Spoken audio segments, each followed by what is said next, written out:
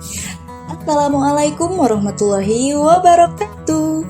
Sampurasun. Kumaha daramang sadaya?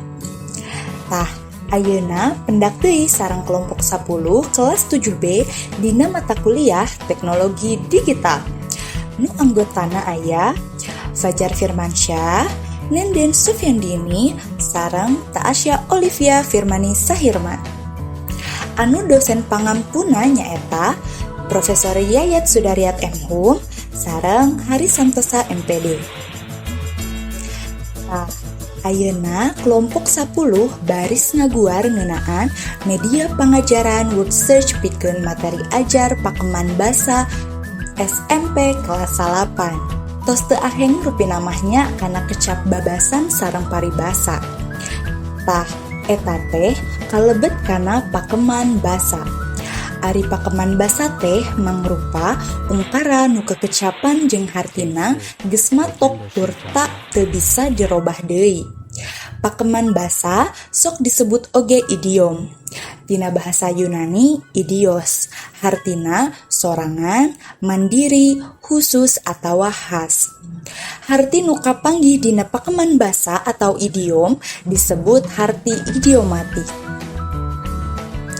Anapun KIKD tina pakeman basa dina kurikulum 2013 revisi 2017 saperti kieu. Nu miboga tujuan pikeun siswa bisa mikawanoh kana sawatara pakeman basa nu ilahar sok dipake nyarita ku urang Sunda dina kahirupan sapopoe. Tah, ayeuna mah urang sakseni ku sadayana tutorial ngagunakeun fitur word search dina WordWall pikeun pangajaran pakeman basa. Nu kahiji, buka aplikasi browser di laptop atau di HP. Di dieu simkuring ngagunakeun Google Chrome. Sabada asup kana halaman Google, tuluy tik WordWall dina kolom pencarian. Geus kitu, klik website https://wordwall.net atawa klik nu pangluhurna. Tah satuluyna, klik sign up to start creating. Tah sabada diklik, tampilan nu bakal kaluar teh saperti kieu. Geus kitu, eusian data diri nu aya di dinya saperti email, password, jeung location. Nah, upama data diri geus lengkep dieusian, klik centang dina kotak leutik nu bacaanana I accept the term of use and privacy policy. Tuluy klik sign up. Upama geus boga akun Google bisa langsung klik sign up nu aya di luhur. Sanggeus asup kana halaman WordWall, klik create activity, pikeun nyieun kagiatan. Tah upama ieu mangrupa nu munggaran pikeun saderek dina muka ieu aplikasi, klik wae dina create your first activity now. Sanggeus diklik, bakal keluar tampilan saperti kieu. Di dieu aya sababaraha games nu beda-beda pikeun media pangajaran, di antarana aya match up, quiz, open the box, find the match, ensemble, random wheel, jeung sajabana. Tah, sanggeus kitu, pilih games nu rek dipake pikeun bahan pangajaran. Di dieu simkuring milih word search.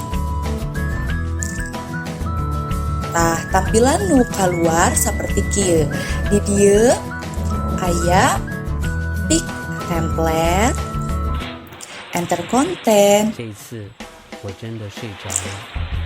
jeung play. Tapi urang antepkeun wae nya nu eta mah langsung wae kana jejer kagiatan nyaeta babasan jeung paribasa. Sanggeus kitu, asupkeun materi atawa bahan pangajaran dina kolom Word. Di dieu simkuring geus mataharkeun ti anggalna. Tah tos katingalnya, kusadayana aya seueur conto tina babasan jeung paribasa. Tah ayeuna urang tulis parentahna dina kolom instruction. Simkuring ngagunakeun kalimah parentah, pek teangan babasan jeung paribasa. Nu aya dina tabel di handap.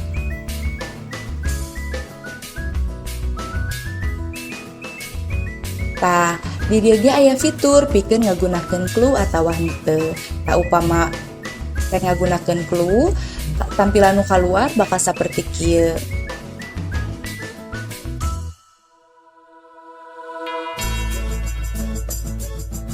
Tapi simkuring mau ngagunakeun clue. Tah, sanggeus kitu, klik down pikeun ngamimitian game. Wow, loading. Keantosannya sakedap. Tah, tampilan nu kaluar saperti kieu. Saluyunya jeung naon nu tadi ditulis saacana. Tah di dieu ge aya rupa-rupa template. Gisina aya nu kepo bisa diklik wae dina show all.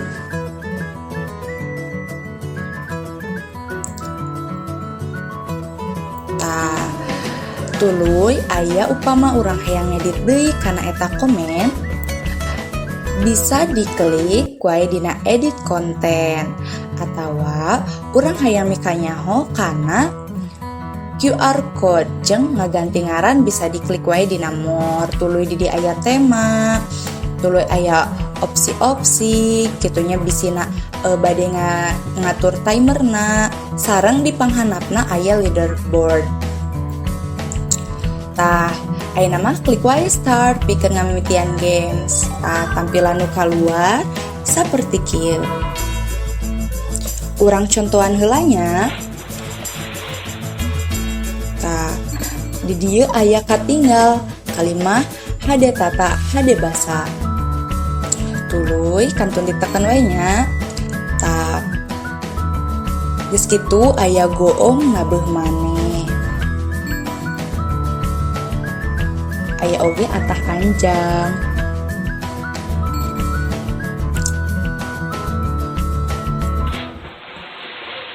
这一次我真的睡着了。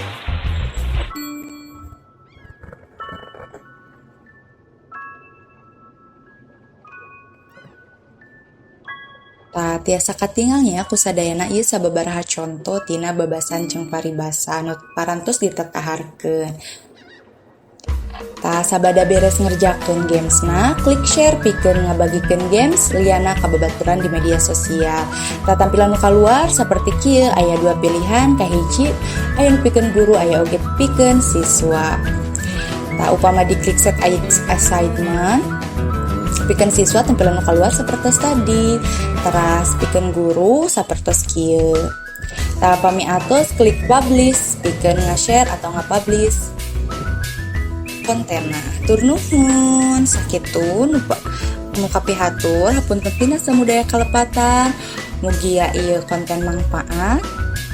Wassalamualaikum warahmatullahi wabarakatuh.